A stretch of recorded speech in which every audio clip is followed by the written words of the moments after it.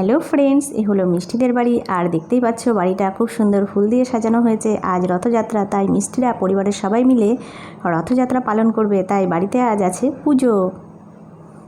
আমার ভালো লাগে না, সারাদিন কাজ করে করে মরে গেলাম। কত কাজ, এই সাজানো কি চারটিখানি কথা নাকি?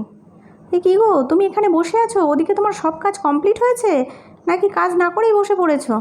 আরে না না, গিয়ে দেখে আসো আগে। এই বলো না, আমাকে কেমন লাগছে গো সেজেছি দেখো।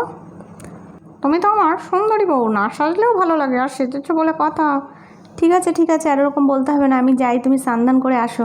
বা খুব সুন্দর সাজানো হয়েছে তো, বেশ পেছনটা খুবই সুন্দর লাগছে। এবার যাই, ছোটোকে ডেকে নিয়ে আসি, নিয়ে এসে রথটাকে নিয়ে আসি। তারপরে রথটা সাজানো শুরু করতে হবে। দিদি, মালাগুলো গেঁথে নিলে হয় না? হ্যাঁ ছোটো, মালাগুলো গাঁথা শুরু করে দে। মালাগুলো সব গাঁথা কমপ্লিট হয়ে গেলে রথটাকে নিয়ে এসে জায়গায় বসিয়ে নিই, তারপরে ফুল দিয়ে সাজাবো। মালা গাঁথতে বেশ ভালোই লাগে, তাই না বল ছোটো? কিন্তু এখন তো একদমই সময় পাই না। মা কিছু করতে হবে? তাহলে আমাকে বলো, আমি মালা গেঁথে দিই। আমি সুন্দর মালা গাঁথতে পারি। দাঁড়াও, আমি খুশি চুটকিকে ডেকে নিয়ে আসছি। এই তোরা এখানে বসে আছিস? বসে থাক, আমি যাই, আমি মাম্মার কাছে যাই। মাম্মা মালা গাঁথছে। এই তো রথ নিয়ে এসেছে, কি সুন্দর লাগছে রথটা। দিদি, রথটা তো বেশ সাজানো গোছানোই আছে। এখন শুধু ওই রজনীগন্ধার মালাগুলো দিয়ে সাজালেই তো হয়ে যাবে।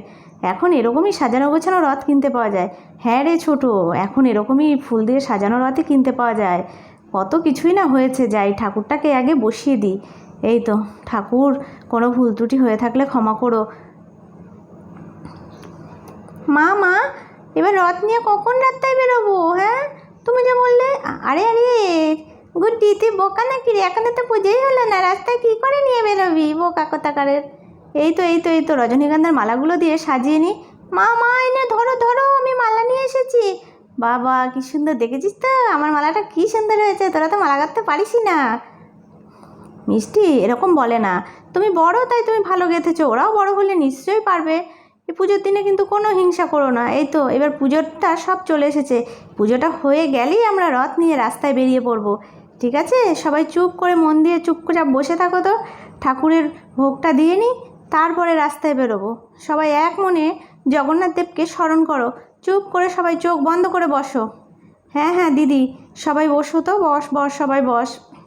আরে গুড্ডি, এত নড়াচড়া করছিস কেন? ও বাম্মা, এই তো হয়ে গেছে, ঘোড়াটাও তো লাগানো হয়ে গেছে। এবার চলো আমরা ধীরে ধীরে বেরোই।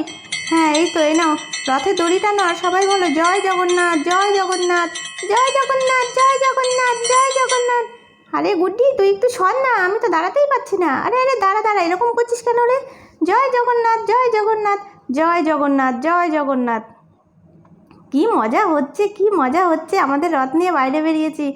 আরে দিদি, জানো তো, মা আসতে পারলে কত ভালো হতো। হ্যাঁ রে, ঠিকই বলেছিস। মা তো পারবে না এতটা হাঁটতে, সেই জন্যই তো মাকে নিলাম না। কি করব বল, মাজার ব্যথা। হ্যাঁ, ঠাম্মি আসলে খুব ভালো হতো। ঠাম্মিকে না একদম মিস করছি, জানো তো কাকিমণি। কি করা যাবে, চলো আমরা সবাই আবার রথ টানা শুরু করি। বাবা, কতটা ঘুরে চলে এলাম, কি মজা লাগছে রথে।